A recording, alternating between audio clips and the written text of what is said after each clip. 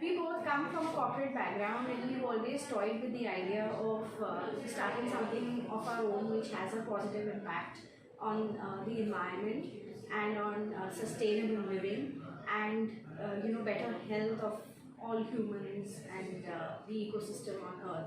So we've how this idea actually came to our head was from her personal experience of the lack of organic clothing which is available in India. So my daughter was born a little premature, and she had really sensitive skin, and we were in the UK that time, and it was a done thing for the doctors to tell us to use organic cotton for her clothing. But when we moved back to India, I went crazy trying to get good quality organic clothes for her in India, and I just had to rely on my trips abroad or friends and relatives traveling abroad to shop for her and get it back. And that's when we realized that there's a huge white space in the market, and it's kids in India also need the same quality of clothes. We came across a lot of brands who call themselves organic, but what they were doing essentially was buying organic fabric, or not even that because they're not certified, and then putting it through a whole lot of chemical process of dyeing and printing and things. So the end result was the chemicals landing up in the garments anyways. So yeah, so that basically was the trigger for us to start Greendigo, because as we went deeper into it, we realized how chemical laden the clothes available in the market are, and especially for children who have underdeveloped skin and thinner skin than most adults. So sustainable fashion is definitely here to stay. However, what is really worrisome is how sustainability has become a very loosely used term. Everybody is talking about living sustainably without really realizing what goes into it, and people don't walk the talk when they say that it's about living sustainability. It's just very loosely used, or it's really sad to see how by saying that you're sustainable, a lot of companies, a lot of brands are charging a premium, thinking, misleading the customer into thinking that it is a superior product, actually trying to make a difference to the planet and to the general ecosystem, but it actually not being that. So that is where one needs to increase awareness about what sustainability actually is, what are the different layers which go into living sustainably. So it could be something as simple as not using single use plastic, but it could also be something more deep as to not using any sort of dangerous chemicals to increase the fertility of soil, because those chemicals stay in the soil for years and years, causing damage to both wildlife and humans.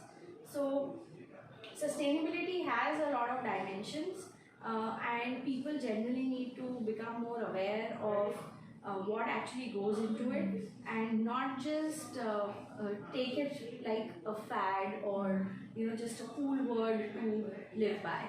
Yeah, being sustainable also entails being socially responsible. So it's not just the environmental benefits of living sustainably, but also things like ensuring that your workers get fair wage. There's no child labor that you use, and things like that. So you really have to walk the talk in the complete sense. Just saying that I use eco-friendly cleaners in my house, and therefore I'm a very sustainable kind of a family doesn't really work. You have to see what goes behind it. You have to understand where it comes from. There's an increasing trend of meet the makers in the industry. So a lot of brands are now introducing their customers to the people who are actually manufacturing or growing the produce. And I think that goes a long way. When the customer is able to see under what conditions that garments or the products they use are being manufactured, it empowers them to make a choice. of making sure that they are using the brands that are transparent, that show you where the product is coming from. I think that is a very, very important aspect of consumers saying that they want to live sustainably. So, we faced a lot of challenges. We are a startup, and we actually launched the company in August 2019. The company was incorporated in October 2018, and initially we faced a lot of challenges finding the right manufacturers, a good supply chain. Greenwashing is rampant in the industry, where people say or it is acceptable that you say you're organic while you're not. So it's like eye washing. So it's greenwashing. We faced a lot of hurdles in that. The initial manufacturers that we met understood that we are a startup, and we are starting small, obviously, and they thought that we'd be okay with cutting corners and saving costs by greenwashing. And to explain to them that we are not doing this, we are not in it just for profit, we are also in it because we believe in that way of living. It was very difficult. So we decided to just move from one manufacturer to the other, to the third, to the fourth, till we found the correct person. Having said so, one more challenge which we face and we continue to face is the lack of awareness amongst consumers with respect to organic clothing. People would like to buy organic clothing without understanding much what goes into it. Customers need to actually be educated, and they need to be empowered to realize what is actually authentic and genuine organic and what is not.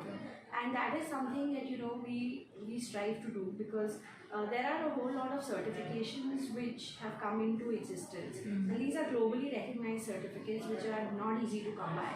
There are stringent checks and balances in place to ensure that the entire supply chain end to end is very tight loop and free of any toxic chemicals coming into it, into the way. So as far once consumers actually start realizing on how to identify authentic organic products, that is something which would change the landscape of the industry and help make organic more accessible and easily available to all.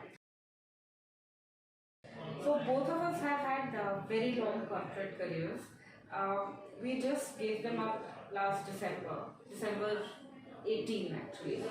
We are both used to working crazy hours under a whole lot of pressure, and at the same time we both love traveling, doing our own things, theatre.